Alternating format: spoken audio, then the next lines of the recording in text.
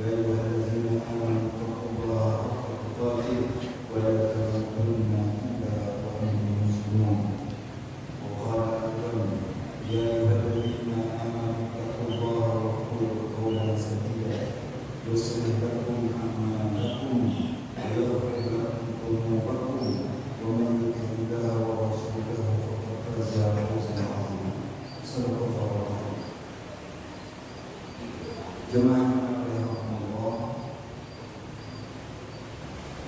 marilah kita panjatkan puja puji syukur kepada Allah Subhanahu wa taala atas nikmat yang Allah limpahkan kepada kita sehingga kita dapat melakukan seluruh aktivitas, terutama aktivitas yang berkaitan dengan hamba Allah.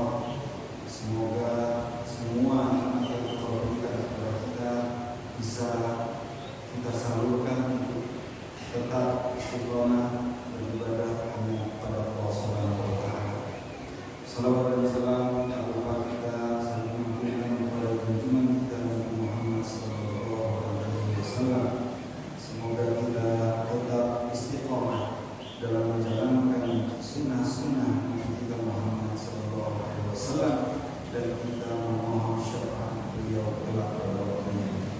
Jemaah Jumat rahimahumullah, wajib khatib mengajar diri khatib sendiri dan para jemaah seluruhnya. Marilah kita tingkatkan takwa kepada Allah Subhanahu wa taala yang sebenar-benar takwa, berusaha terus menjalankan perintah-perintah Allah dan berusaha sekuat tenaga untuk meninggalkan larangan-larangan Allah Subhanahu wa taala. Jemaah rahimahumullah, Allah Subhanahu wa taala dan Rasulnya untuk menerangkan sesuatu, untuk menguatkan satu keterangan, biasanya juga memisalkan atau memberikan misal, memberikan contoh, memberikan perumpamaan agar supaya kita dapat memahami bagaimana sesungguhnya sesuatu yang menjadi objek keterangan tersebut. Paling tidak hal-hal yang abstrak bisa kemudian kita pikirkan dan kita pahami lebih baik. Allah Subhanahu wa taala misalnya dalam Al-Qur'an, dalam surat Al-Baqarah ayat 26, Allah Subhanahu wa taala berfirman, "Inna Allaha la yastahi ayyadriba masalan ma ba'udatan fama fawqaha." Sesungguhnya Allah Subhanahu wa taala tidak malu untuk memberikan perumpamaan seperti nyamuk dan apa yang di atasnya. Allah Subhanahu wa taala juga berfirman dalam surat Al-Ankabut berkaitan dengan perumpamaan ini. Wa tilkal amtsalu naquluha lin-nas wa ma ya'quluha illa al-'alimun. Dan demikianlah perumpamaan yang kami berikan kepada manusia, dan tidak ada yang memikirkannya kecuali mereka yang mengetahui atau orang-orang yang adil, orang-orang yang berilmu. Rasulullah SAW sendiri mengumpamakan kita orang-orang mukmin sebagai sosok nahla atau lebah. Rasulullah SAW bersabda dari Abdullah bin Umar bin Al-As radhiyallahu anhu, bersabda Rasulullah SAW, "Wallazi nafsi Muhammad biyadihi, inna masalal mu'min lakamasalil nahlah akalat tayyiban wa wada'at tayyiban wa waqa'at falam tuksir wa lam tuksir." Rawahu Ahmad. Rasulullah SAW bersabda, "Wallazi nafsi Muhammad biyadihi," demi jiwa Muhammad yang ada di tangannya, "Inna masalal mu'min," sesungguhnya perumpamaan seorang mukmin itu, "laka masalin nahlah," benar-benar seperti lebah, "akalat tayyiban," di mana lebah ini memakan yang baik-baik, "wa wada'at tayyiban," mengeluarkan dari dirinya yang baik-baik. Wa waqa'at falam tuksir, jika ia menempati sesuatu atau bersarang pada suatu tempat, falam tuksir walam tuksir, dia tidak akan merusak dan tidak akan membinasakan. Hadis riwayat Ahmad. Bahkan An-Nahl ini terdapat di salah satu surat Al-Quran, yaitu surat yang ke-16, yaitu surat An-Nahl atau surat Lebah. Allah menggambarkan bagaimana lebah ini di beberapa ayatnya. Di dalam ayat 68-69 misalnya Allah berfirman, wa auha rabbuka ilan nahl, dan Allah Subhanahu wa taala memberikan pemahaman kepada lebah, anittakhizi minal jibali buyutan, untuk membuat sarang-sarang di gunung-gunung, wa minasyajari, dan di pohon-pohon, wa mimma ya'rishun, dan pada apa yang dibuat oleh manusia. Summa kuli, kemudian Allah Subhanahu wa taala mengatakan, kuli, makanlah, min kulli thamarat, dari buah-buahan, fasluki subul rabbika zulula, kemudian tempuhlah jalan Tuhanmu yang mudah. Yakhruju min butuniha syarabun mukhtalifun alwanuh, keluar dari perut lebah tersebut minuman-minuman yang beragam warnanya. Fihi syifa'un linnas, di dalamnya terdapat kesembuhan bagi manusia.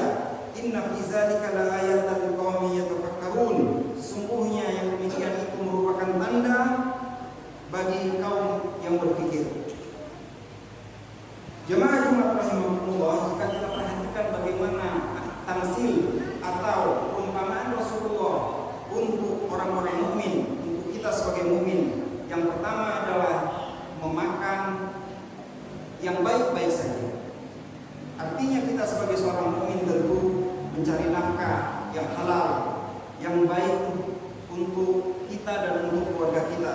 Kemudian mengeluarkan sesuatu dari dirinya yang baik-baik saja, sebagaimana digambarkan surah An-Nahl tadi, yaitu mengeluarkan minuman-minuman yang beragam sebagai kesembuhan bagi umat manusia. Kita sebagai seorang mukmin, apa yang keluar dari diri kita adalah yang baik untuk kebaikan manusia.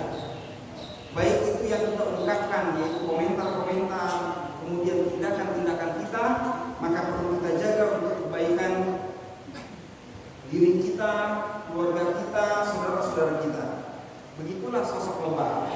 Kemudian lebah jika menempati sesuatu, dia tidak merusak dan tidak mengganggu.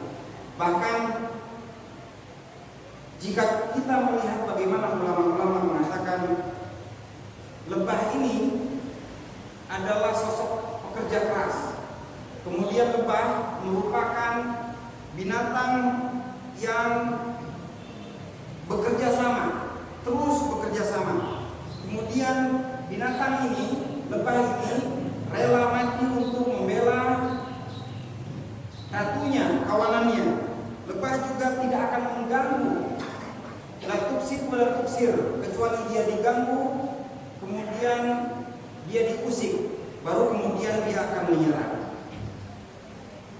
Untuk itu kita perlu merenungkan bagaimana sosok lebah ini. Jemaah Jumat rahimahumullah, Rasulullah SAW juga mengatakan bagaimana hubungan kita antara satu mukmin dengan mukmin yang lain. Bahkan Rasulullah menggambarkan la yu'minu ahadukum, tidak sempurna iman kalian, hatta yuhibba li akhihi, sampai ia menyukai apa yang ada pada diri saudaranya, ma yuhibbu li nafsi, sama seperti apa yang dia sukai yang ada pada dirinya. Hadis riwayat Bukhari dan Muslim. Hubungan antara satu muslim dengan muslim yang lain, seorang mukmin dengan mukmin yang lain, digambarkan oleh Rasulullah juga diperumpamakan sebagai satu bangunan.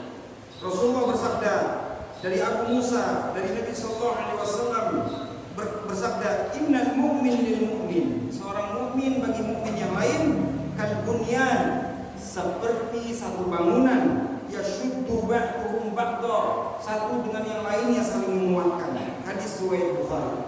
Seorang mukmin juga disebutkan oleh Rasulullah, masalul mukminin, perumpamaan orang-orang mukmin, fi tawadihim wa tarahimihim wa ta'atufihim, dari sisi kasih sayang antara mereka, dari sisi kecintaan antara mereka, dari sisi lemah lembut antara mereka.